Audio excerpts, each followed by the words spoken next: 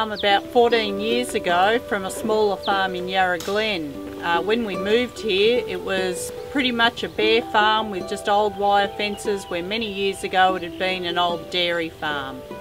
Friends of ours that had some horses talked us into getting a mare to breed some horses again, and that's where it all started about 5 years ago. Since getting back into the horses, we've added post and rail fencing, stables, a round yard for training them, and just recently we've put in a horse treadmill, so a lot of infrastructure has been added to the farm since getting back into horses.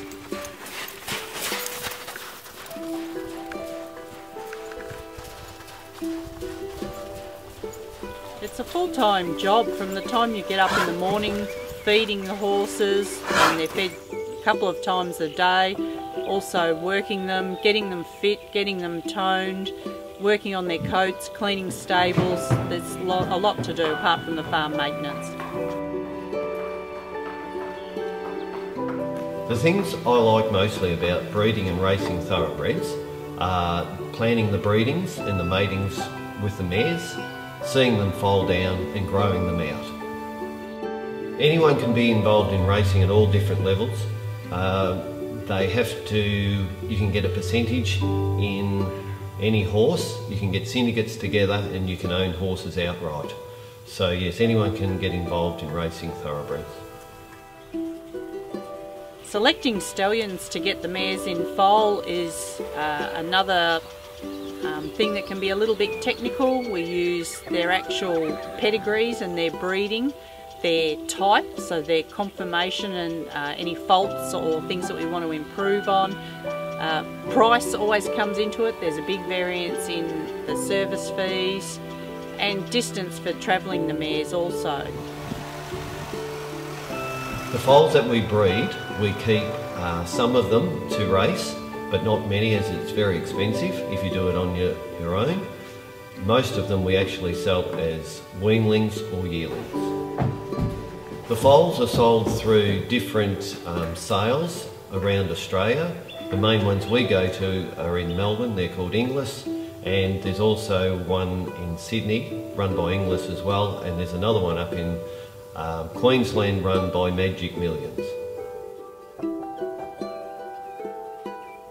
When you're trying to breed and race horses, you need very good pastures, especially if you're starting off at the start with the foaling down. You try to get the best growth into your foals, so you've got to really update your pastures with new grasses and fertilisers to give them the best nutrients.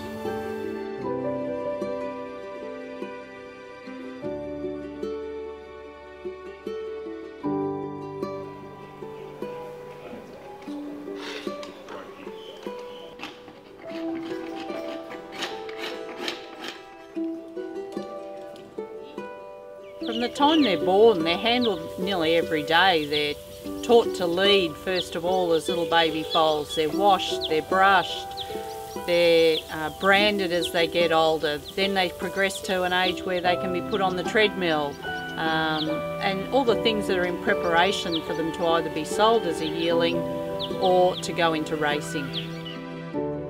Our plans for the future are that we are actually going to not have as many mares. We're going to have less mares, probably only 4 or 5, but better quality, and hopefully send them to the best stallions we can afford, as they are expensive to send them to the stallions every year. So if we have better quality breeding, we believe we'll be able to sell them for more money. My love of horses has been from a very little girl. I've grown up with them all my life, and it's something that once it's in your blood, you really love it. I love the time they're born and then watching them go on, but that sales preparation when you're changing them from their scruffy paddock baby gangly self into something that really looks lovely and sleek to sell is probably my most favourite time. My involvement with horses came fairly early when I was a teenager. We had our own horses and we went to pony club and did events and cross country and dressage and things like that, so I've always had a passion for the horses, as has my wife Cheryl. That's how I actually met her, through the horses. Then we actually changed because we had kids and we didn't have enough time for the horses. So the last 5 years has been very good getting back into the horses, and we've really enjoyed it.